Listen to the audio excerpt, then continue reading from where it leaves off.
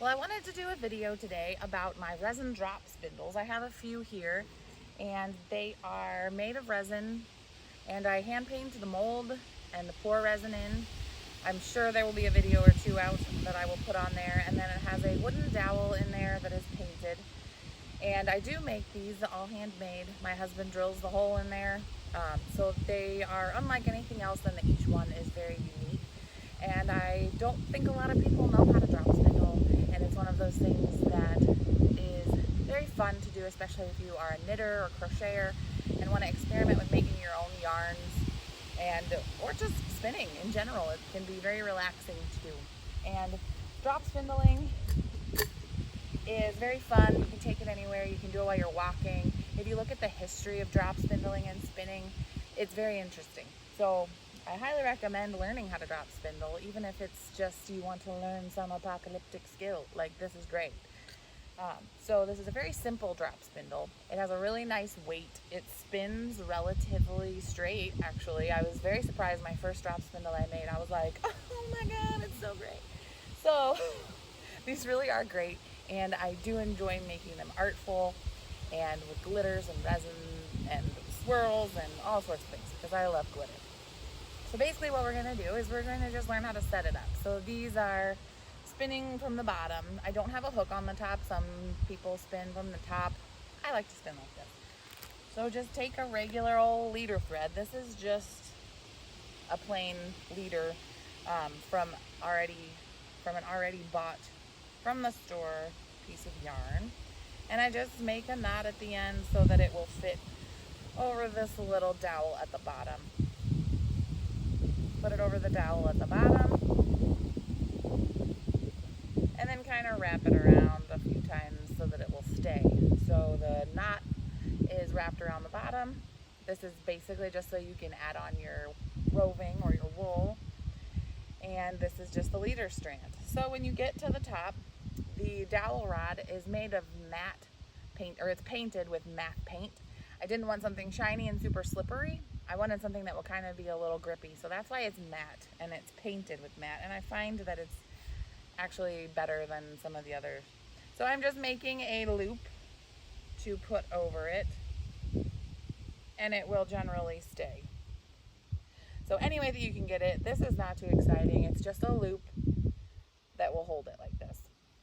So I kind of hold it between my legs a lot of times, and this is kind of long. It doesn't need to be this long. But I take my roving, and you want to do a little bit of drafting first. You don't want it to be super tight. So make it nice and fluffy and poofy and nice. So I'm just kind of stretching it out a little bit.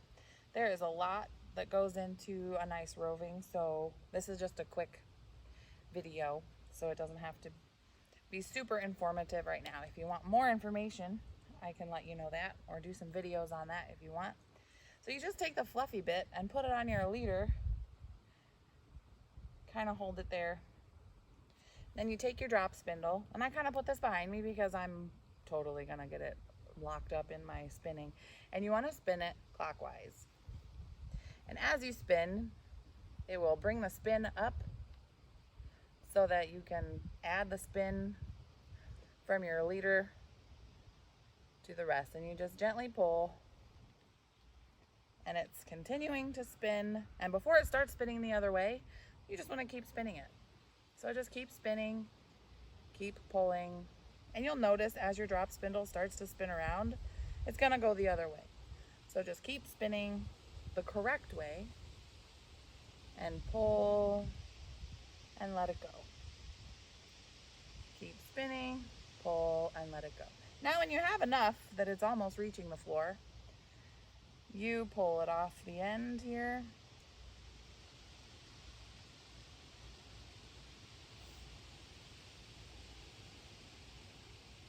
Come on. Okay, pull it off the end and just roll it on to your spindle.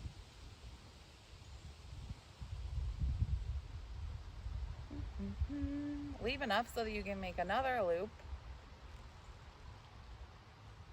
And now you're done with your leader thread, and you're spinning just all this awesome fluff onto here. And the most important part is to make sure that it doesn't get all spun up into it, because, you know, you gotta stay a little bit consistent and then start spinning again. Woo!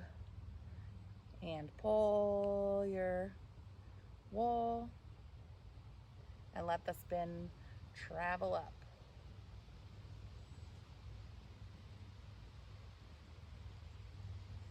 And once it starts slowing down, just keep spinning it. And then eventually you will have your own yarn. And that's literally all it is. And then when it's done, keep the tension on it so it doesn't roll up on itself. Take the knot off.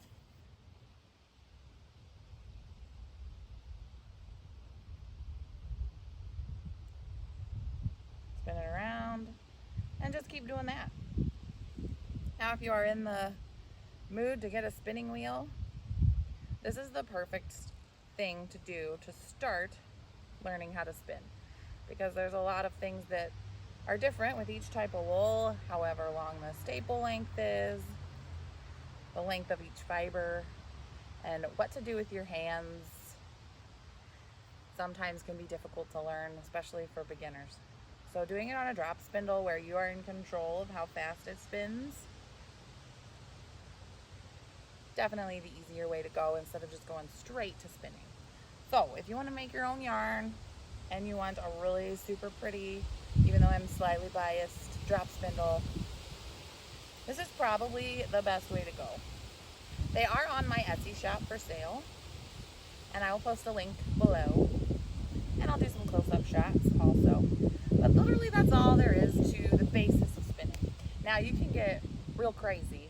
You can get into the spinning and the dyeing and the weaving and everything, and learning different fibers, like the difference between alpaca and this breed of sheep versus a BFL versus a Romney versus whatever kind of breed. You can get really into it, and it's a very big rabbit hole of crafting. And you can also just go to the store and buy your own yarn. You can do that too. But this isn't about going to the store and buying things. This is about knowing how to make something personal for yourself. So if you want to know how to make your own yarn, do your own thing, and learn a new fun skill, super fun. Highly recommend it. So I wanted to do a close-up video of how I just make the little loop that keeps it on the dowel. I just wrap it around my finger kind of like this and stick it through. So that way, when the weight of the drop spindle holds it, it holds it nice and tightly. Sorry for the wind. Oh, goodness gracious, we're gonna blow away. Oh my. Anyway, that's what you do. And you do the same exact thing on the bottom here with just a knot at the end. Just a loop with a knot to hold it there. And that's what I spun. And then the leader loop there. And then you just continue spinning. So I wanted to give you a little bit more information. That video was a very brief, simple version of how to use a drop spindle for the first time if you are a new spinner. If you are wanting to get a little bit deeper into spinning, and oh my gosh, it's so hot out here.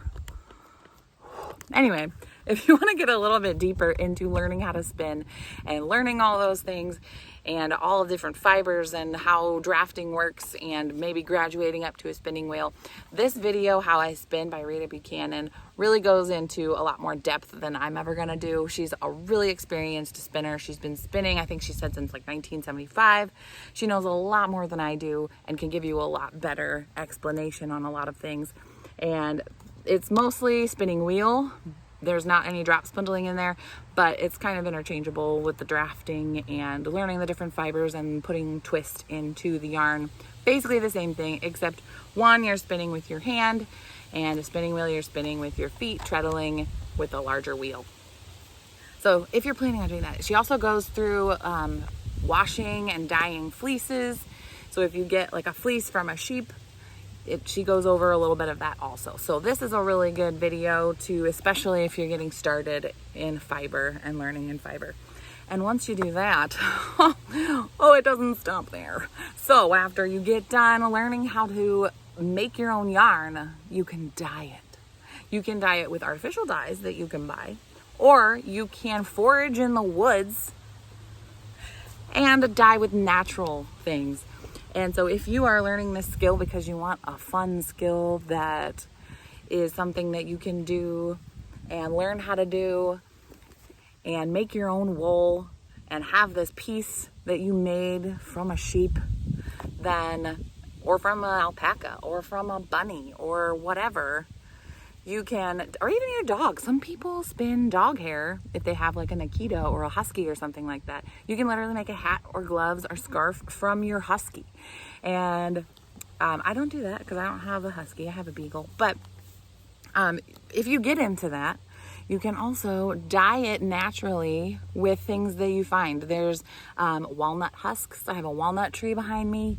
Walnut husks, different flowers, the things that you can, like Queen Anne's lace, I think is in here. There's a whole bunch of different things that you can use to dye your wool. And it is just beautiful. Like marigolds. Marigolds are in here.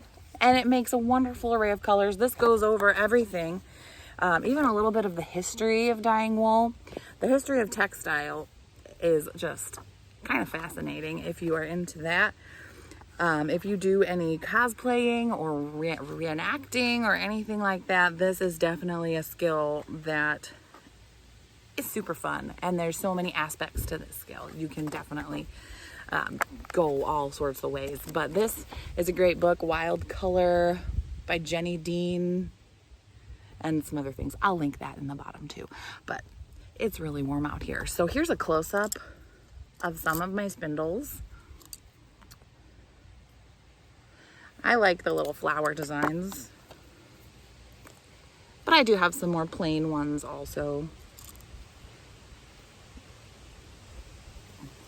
And they're just really fun, and they're fun to make and fun to spin with. So, happy spinning!